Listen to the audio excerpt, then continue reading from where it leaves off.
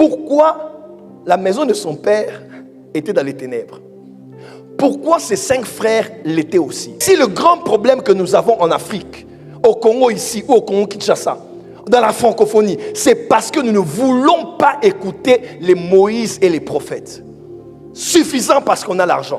Donc cet homme dit, papa, laisse tomber. Tu parles de Moïse et des prophètes, ce n'est pas suffisant parce que moi je connais ma famille. Et Abraham dit, ce n'est pas là. Il dit, même si on ramenait quelqu'un des morts, ils ne vont pas être sauvés.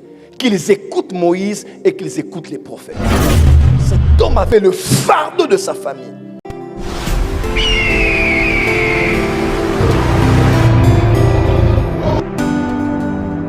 Parce qu'après un temps profond d'exégèse et de méditation, j'ai compris que ce texte n'est pas une parabole.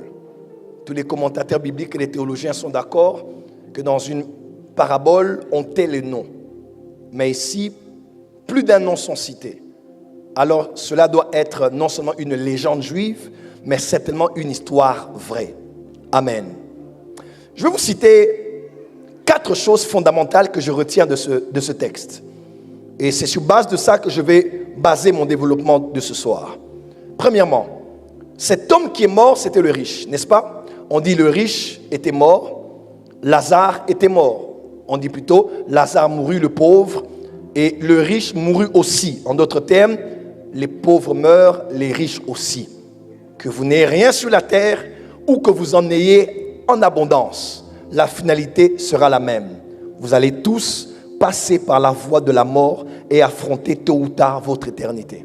Ainsi, nous devons aborder la vie avec beaucoup d'humilité, car la vie d'un homme, disait le Seigneur, ne dépend pas de combien de biens il a pu amasser. Un homme se frappait la poitrine et, comme Jésus racontait, il était content des biens qu'il avait amassés. Et Dieu lui a dit, cette nuit même, tu vas perdre ton âme.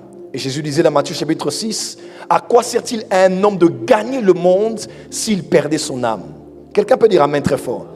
Dis à ton voisin, cher voisin, à part la prière, n'oublie pas, l'éternité existe aussi.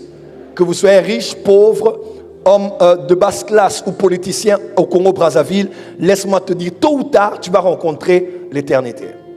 Première chose que j'aimerais dire, une chose qui m'a touché dans la conversation du riche avec Père Abraham, c'est que cet homme, même dans l'éternité, après la mort, après tout ce qu'il a vécu et qu'il a conclu dans l'éternité, cet homme avait la conscience et le souci de sa famille.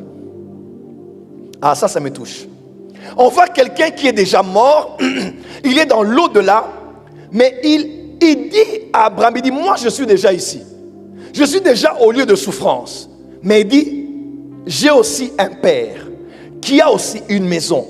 Je ne suis pas que le seul ressortissant de cette famille.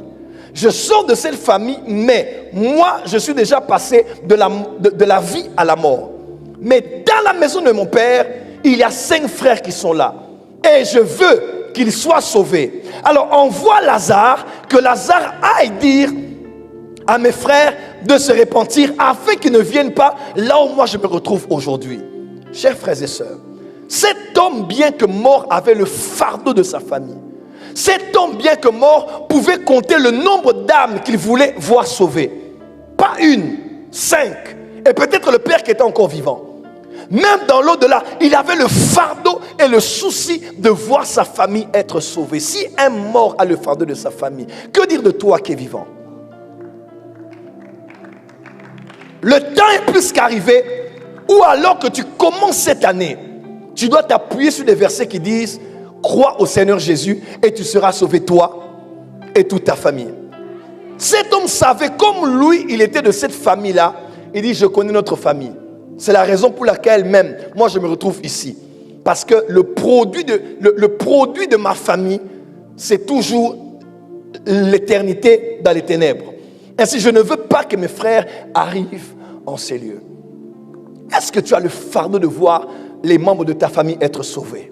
Ma prière, quand tu iras au ciel, quand tu seras devant Jésus, que ton père soit là, que ta mère soit là, que tes frères et sœurs soient là, que toutes les âmes de ta famille soient sauvées, parce que ce n'est pas à Samarie que tu dois aborder l'évangile, ni même en Judée, mais c'est à partir de Jérusalem que tu dois prêcher la parole.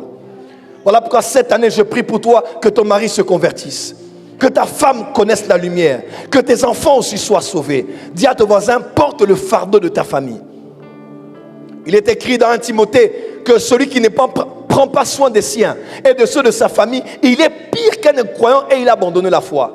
Peu importe ce que tu fais à l'église, que tu fais avec ton père spirituel, si tu ne respectes pas tes parents, si tu n'as pas un fardeau de voir ta famille être sauvée, tout ce que tu fais est néant.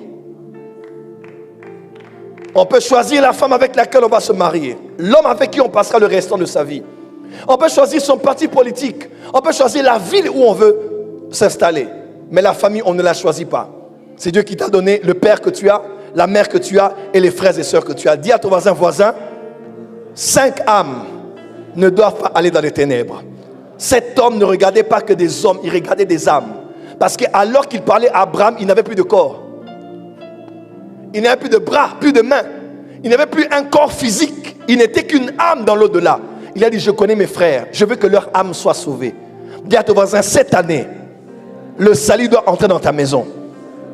Et je décrète et déclare, tes frères et sœurs seront sauvés, tes parents seront sauvés, tes enfants seront sauvés.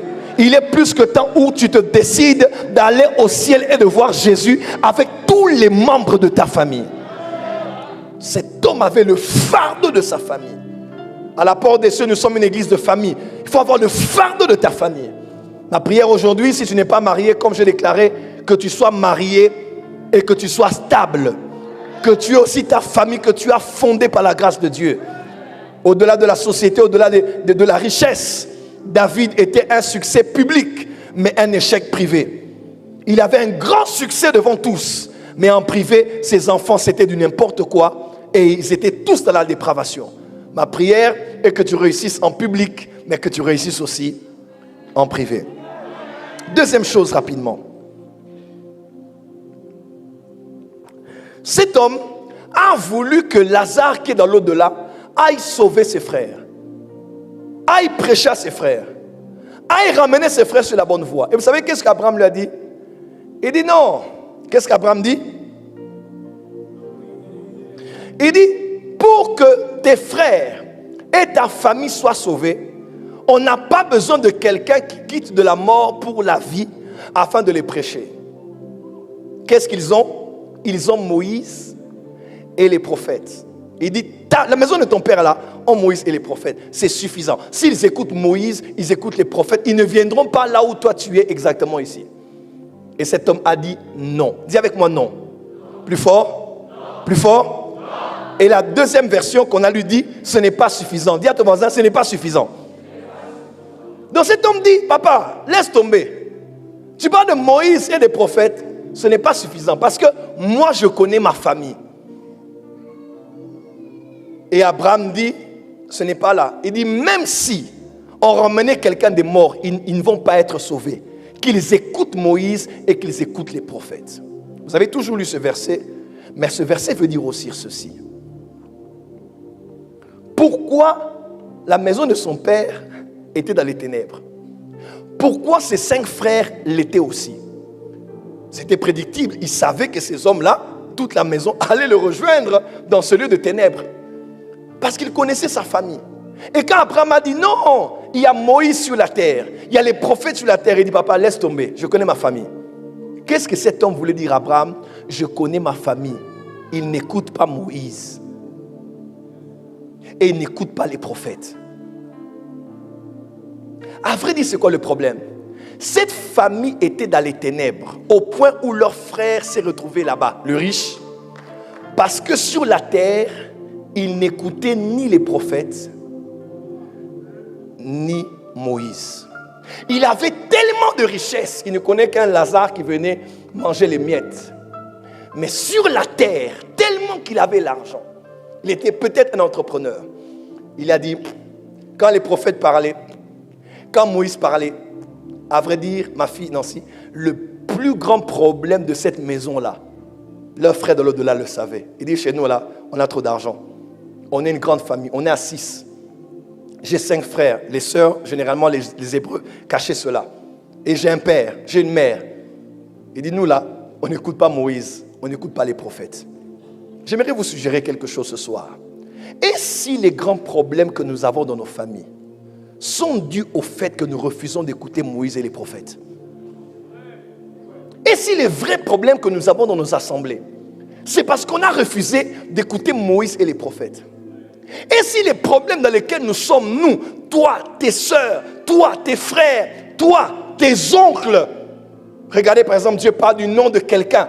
Dieu révèle que le nom qu'il a, c'est le nom de son grand-père. Et lui-même, il le sait, dans leur famille, personne ne doit être stable dans le mariage. Si ce n'était pas la voix prophétique, il allait épouser une sorcière. Mais parce que son père est un prophète. Come on. Oh my God. Oh my God. Et si son grand-père avait un prophète?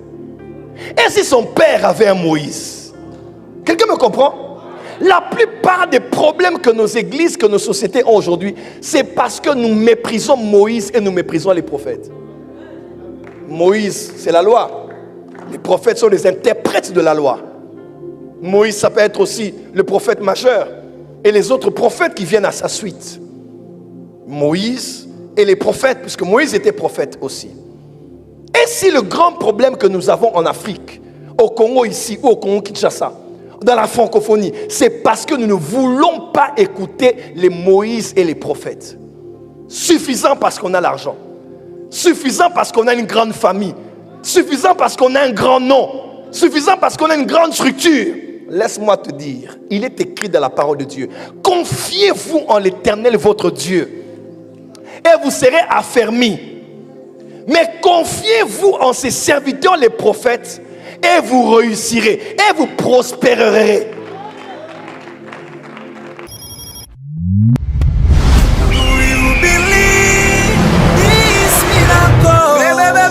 Supernatural dunamis power. Are you hearing me? Receive me.